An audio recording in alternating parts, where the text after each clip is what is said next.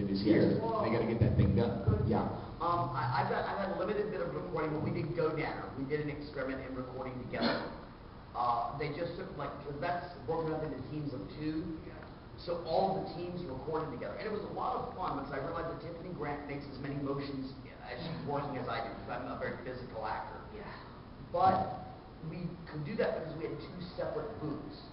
You can sometimes get bleed over from one mic, because if Josh's mic is here, and I'm a little farther away from the mic, and I go, wow! It's not only going to pick up in my mic, but it's going to pick up in his, and then all of a sudden you run into problems for engineers.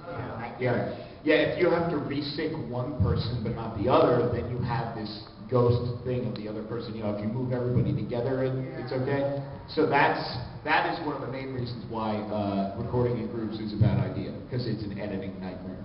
And it is. I mean, it does pose a challenge, you know, having to record everyone in isolation, because it, you know, but you know, again, it's part of the skill set. These, you know, we as actors or directors that we have to do every now and again. And I love telling this story because it is a very rare thing. You get these magical moments where I was working on Spice and Wolf with Jamie Markey, who not only directed the first 4 episodes, but she wrote the entire series.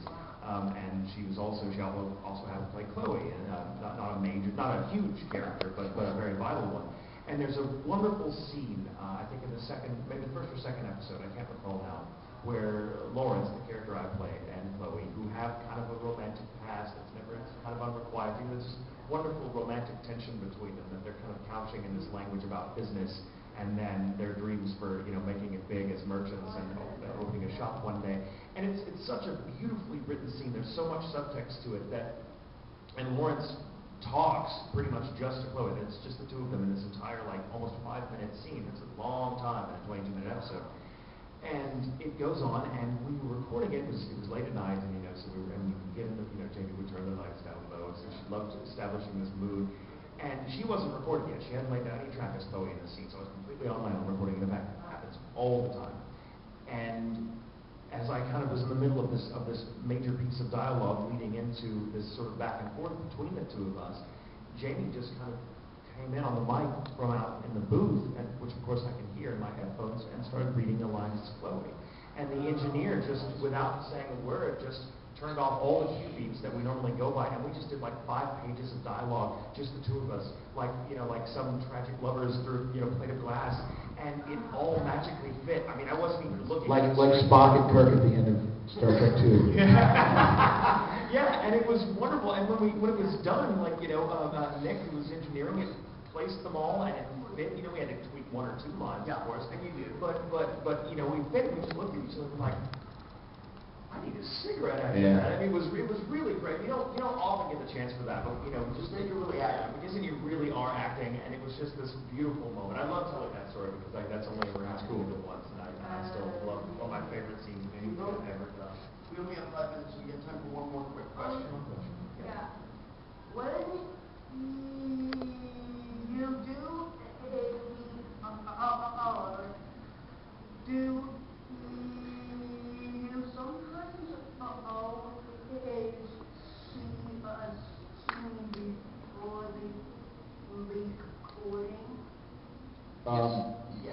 Yeah, well, as a director, you know, you better watch the show before you start directing it, because you need to know how it all turns out. You know, you need to know the whole progression. But you know, with the actors, you know, they don't, you know, there's no rehearsal. They really don't get a chance to see some things, and sometimes, like, you know, certainly you're working on a show like Pokemon, you know, like the girl who plays Ash, she's really great at it, and this is the, you know, new quote-unquote Ash, and she's 220 episodes into this, okay? So it's, you know, this is not like it's her first day on the job anymore. So for that, when, you know, Ash is doing some of her cues, I'll be like, okay, so this is what's going on here, boom, and beep her in and she'll lay it down. You know, I'm not, okay, look at this. You know, that's not necessary, I think, on every cue. Some of them it is, especially if there's a lot of physical stuff going on, you know, and a lot of things that they call reactions, which is vocalized stuff, but it's not dialogue. So like a grunt, something like that. You know, you want to see it first But sometimes it's like the character's reacting to a particular thing that happens on screen, so you might want them to see it. But you know, I don't find it necessary to preview every single cue. Very quickly, I want to do this because I love this. This happened to me on another session with writers and directors. And this is actually more for us, but you guys get here. Either as a writer or director, we all have tricks that we use. What is one of your favorite tricks to use? Well, you know what? What you had, that experience that you had with Jamie, like that, I'll do is I'll read with people, you know, which can really help, you know, and it just to get a more organic reaction out of somebody if they're having trouble, because you know you don't always need that, but sometimes somebody's having trouble and you can just, you know what I mean, because it can get frustrating if you flub a line, you know, a few times and then you start to get frustrated and it's like, all right, this is not going to get any better, so you need to completely change tactics. That's I like doing that. Let's go, Josh.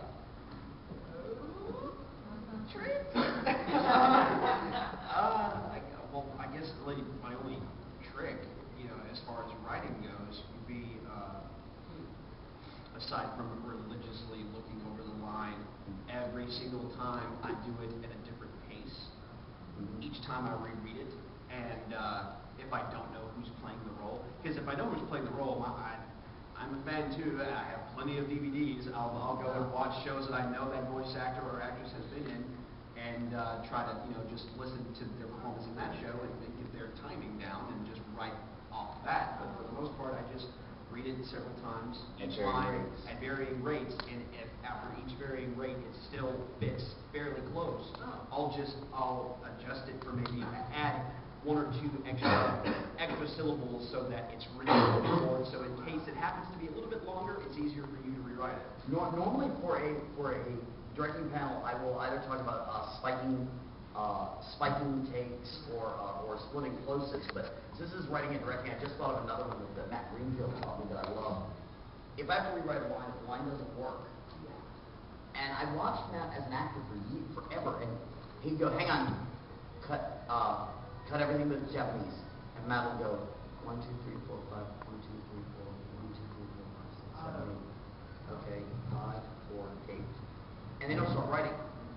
Because do you realize 1, 2, 3, 4, 5, 6, 7, 8, 9, 10 are all one syllable? It's about a little less than a second. Wow. So if I'm watching the flaps and I'm going 1, 2, 3, 4, I know that whatever is there is going to be 4 syllables. And I do that. I just write down the numbers and the pauses.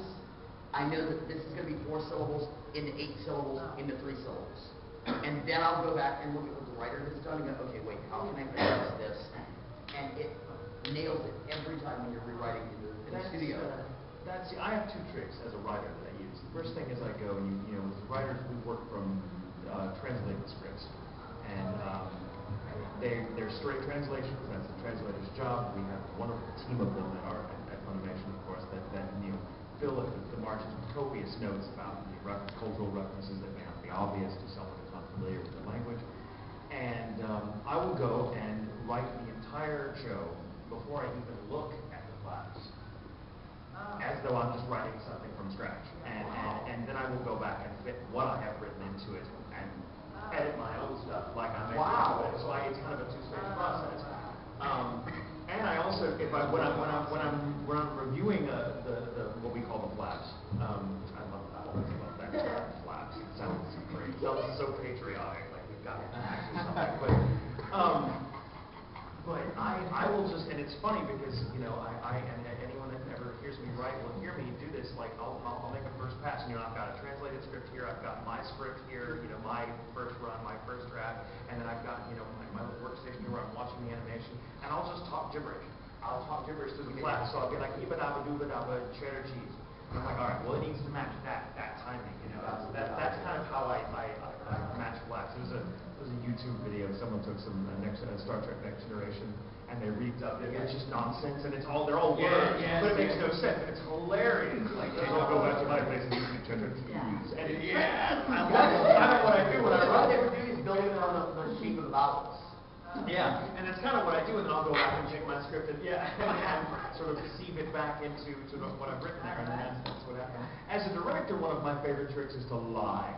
Not if the character needs to know like something about themselves, but an example, and I'll be really quick because we don't have much time, is there was a scene in Romeo and Juliet where Juliet, her character believed that all of her friends had died, and that they hadn't, but she didn't know this, and she has this heartbreaking monologue where she blames herself for it, and I told Brianna, yeah, they're all dead, and she was, it's all the good sweetie, and she gave the best read. It was over with. I'm like, you're not dead, I'm so messing with you. She's like, you're dead. Oh, man. But, that was the take I used, so. Yeah, no, it works. I wish we had more time, but guys, we are unfortunately out of time. Thank you so much. Yes, thank you.